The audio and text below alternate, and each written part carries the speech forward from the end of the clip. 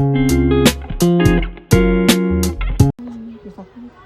good morning. Good morning po, madam.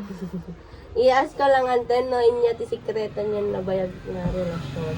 Big ante, tapos aging yung agong unot niya.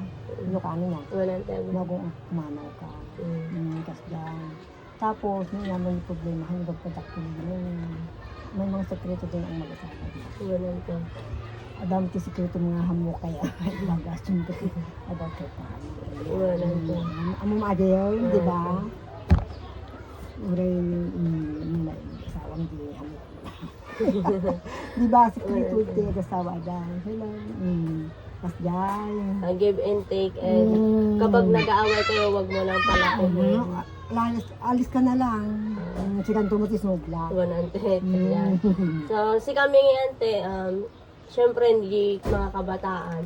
Inya ngayon mo ti may payo yo sa ano ngay tumagal ti relasyon na ngayon mo ante. Di barbaro nga Mga mag-asawa ngayon, magtularan yung mga nakikita dyan sa mga napapanood sa mga cellphone, sa mga TV.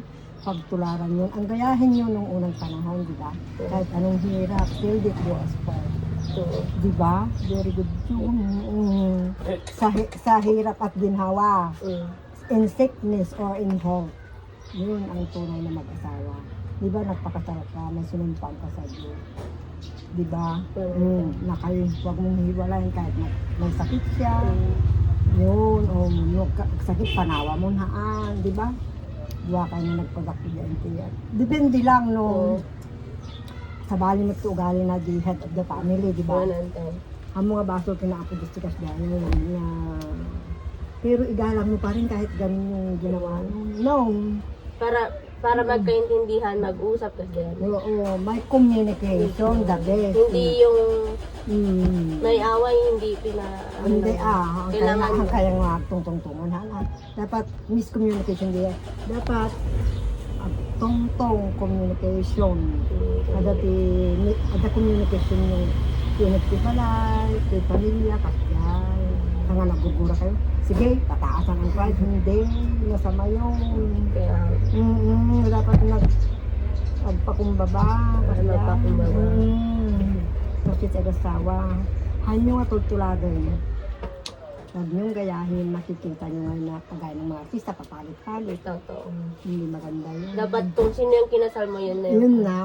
Yun nga, till it was part. Ilang years na kayong kasal natin? 48. Oh, 48 years. Sana ako. Nagbayag. Kano kayong kasal natin?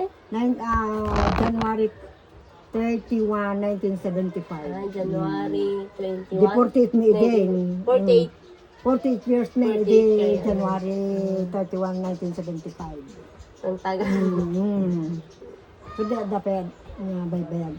Siyempre, wala. Pero si Dumdum mga minante, hindi daw mababot ng 30 years. Ngayon, syempre, awan din sa asawa. Sige, dapat mo 48 years. Lagi na dumak ang hanggang Maratawan nyo nante?